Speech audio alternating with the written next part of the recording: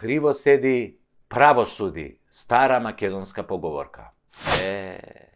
Не е така во последните неколку години со нашето судство со 2% поддршка. Право седи, криво суди. Тоа е мотото на македонското некорумпирано и неподмитливо судство. Се испраиле судии ко пушки, око не им трепнува, ама затоа судскиве одлуки искривоколчени, погазени, без потпора во законите, произволни како расказ на писател со 4-то оделение, подмачкани квалитетно. Што би рекол нашиот народ, од авион се гледа дека сте корумпирани, но судиите не се даваат. Здружени, сплотени ко еден, со честни исклучоци кои се бројат на прсти на една рака, тие упорно носат судски одлуки од кои ни се крева косата на главата, а вербата во правдата ни паѓа како една работа на 80 годишен старец. Нема правда, викаше цртаниот лик Калимеро, вечно неправдан, кој во овој момент може да биде комотно ставен на таблата на секој суд во Македонија, почнувајќи од основен, завршувајќи со уставен.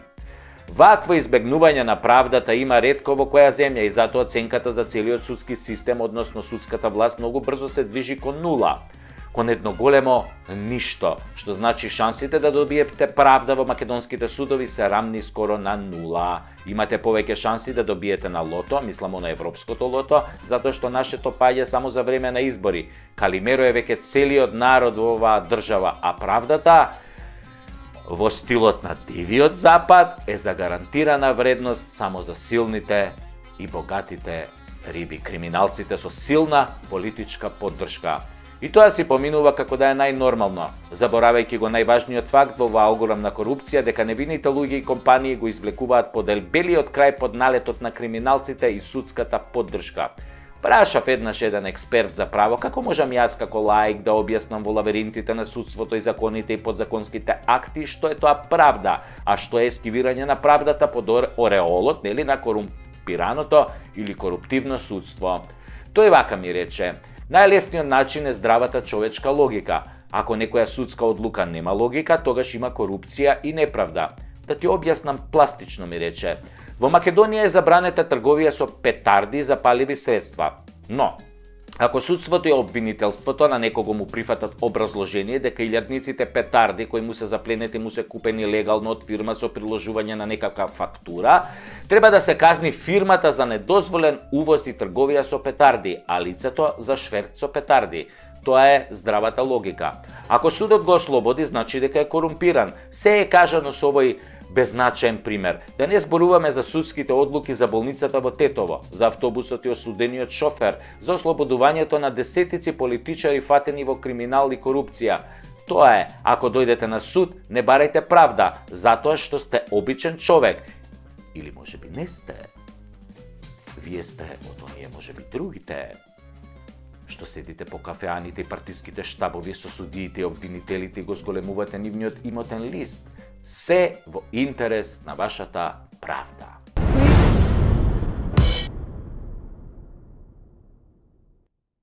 Да се разбереме. Нашата полиција не е корумпирана. Јок. Тоа се само урбани легенди и чаршиски муабети за полицајци на кои им ставаш 50 евра во сообраќајната дозвола за да не ти пишат казна за поминување на црвено светло или на дупла линија, или тоа што на партизанска возиш 160 на сат за да го пробаш новиот мотор на едно тркало. Не е точно. Па секој ден во полицискиот билтен има барем 200 возачи кои што се казнети. Како може корумпирана полиција да казнува? Ајде, Тоа се приказни за да се дискриминираат полицајците и нивната професија.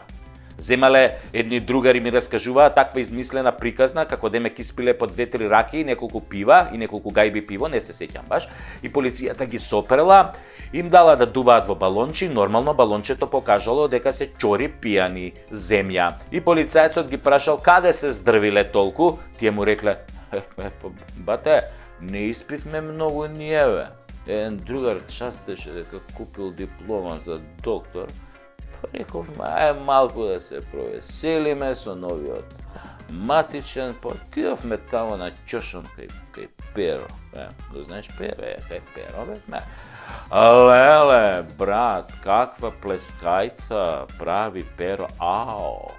Абе, од овдека вака ја плеска, вака тука шлак, награди ја плеска. Перо, тука не се депилира, абе, 2 прста, тоа млеченка шкавал има у тоа плескајцата, бе. Добро, тогаш сега казна 300 евра, овој рекол, ако немате 600 евра за 7 дена, плюс одземање на возачка дозвола, дечки 6 месеци и оставете возилото тука со таксисите. Auf Wiedersehen дома, или и другаров дрвопијан, или овака му вика, што бе брат, абе неам бе 300 евра, неам 600, неам куќа кај да укаса бе брат, бе све изедов, све сум испил, имам само 100 евра. Еве ги 100 евра, тука ми спијат у десниот джеп, 100 евра. Може за 100 евра само да си одиме? Многу ми се моча, бе, господин полицаец. Многу ми се моча. Ама полицајциве да ти биле честни и неподмитливи и му рекле, не оди, бе, тоа така, брат. Ти сакаш да не подмитиш? Сега ќе те уапсиме. И другаров онака ќорпијан. Не, бе, друже полицаец. Абе, какво подмитување, какви бакрачи? Јас само сакам да одите до кај Перо и да пробате од тоа плескајцата, вака што ја плеска, вака тука шлак, тука што ја плеска, вака награди таа плескајцата со фамилиите, да си отидете тамо, да ја пробате плескавица. Бе, многу работите, бе, брат. Дај, бе, малку искочите со жените кај Перо на плескајци, однесете ги, бе. Не бе, нема шанси, му рекол тој колегата на сообраќајниот полицаец кој седел во полицискиот автомобил. Мојата жена не јаде мелено месо, бе, само бифтече јаде, бе, крезлички, јагнешко, така, ребренца, јагнешки. И другиот мој другар исто се понудил. Брат, слушај, ја ке пуштам од картицата кај Перу уште едно певче. Какви плескајци, бе? Тоа селјаци јадат плескајци, бе.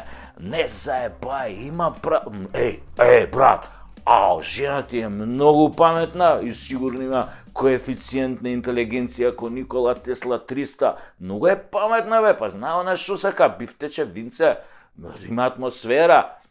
И тогаш овој првиот полицаец се почешал по главата и рекол: добра, ај се оставите колата тука, ојте тамо кај Перо, уплатете и кажете му да ми се јави. Кој ќе ми се јави, може да си ја земете колата и немој, бе, немој толку да пиете, бе.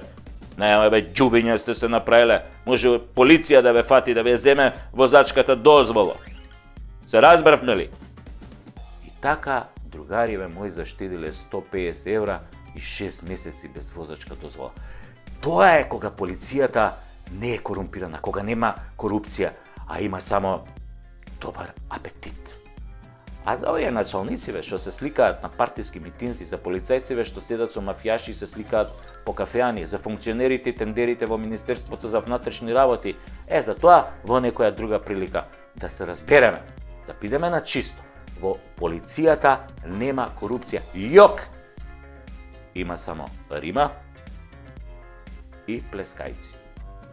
Перо, што ги плеска вака, шлак, тука награди вака, шлак. И бифтек, да. И нови шкоди.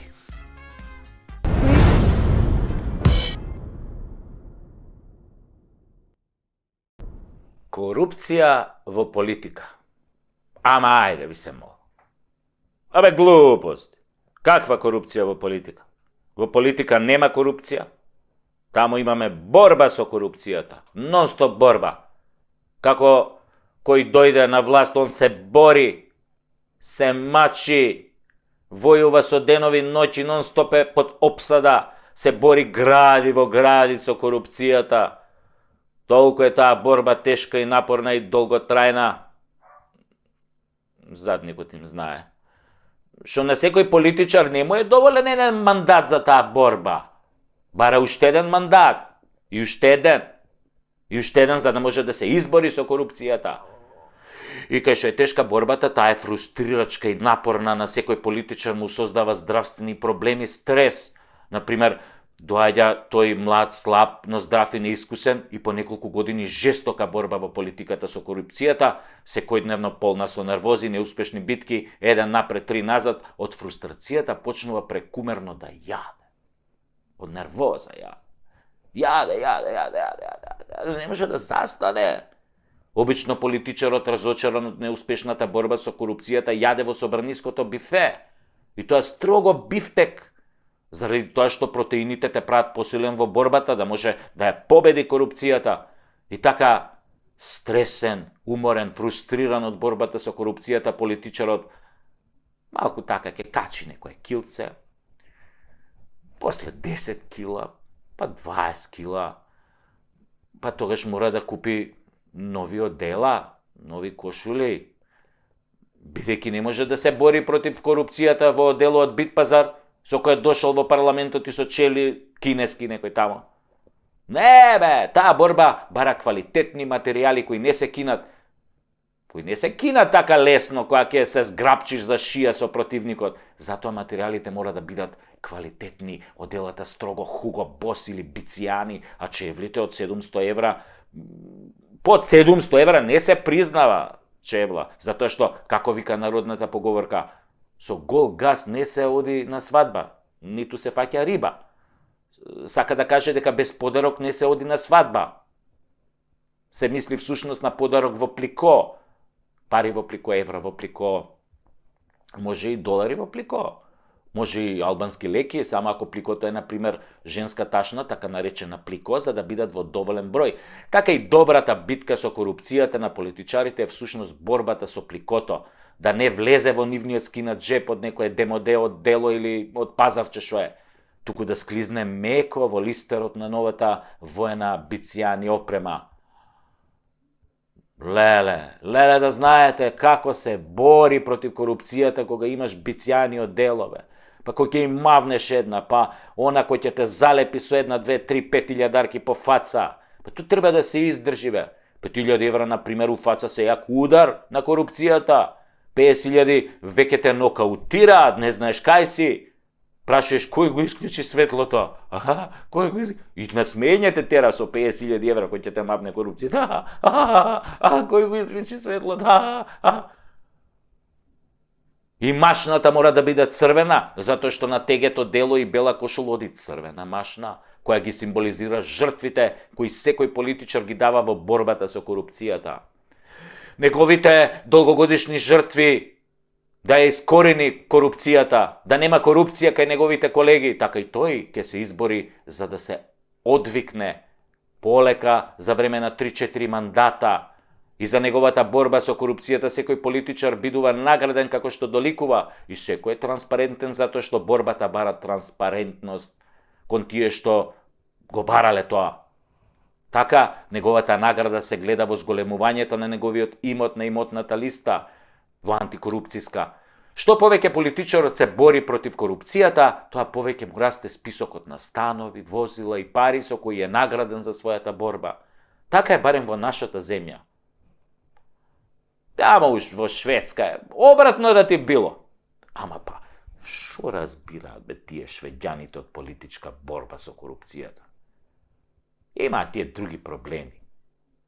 Немаат корупција, затоа не знаат. Ај сега нек се борат бе ако можат,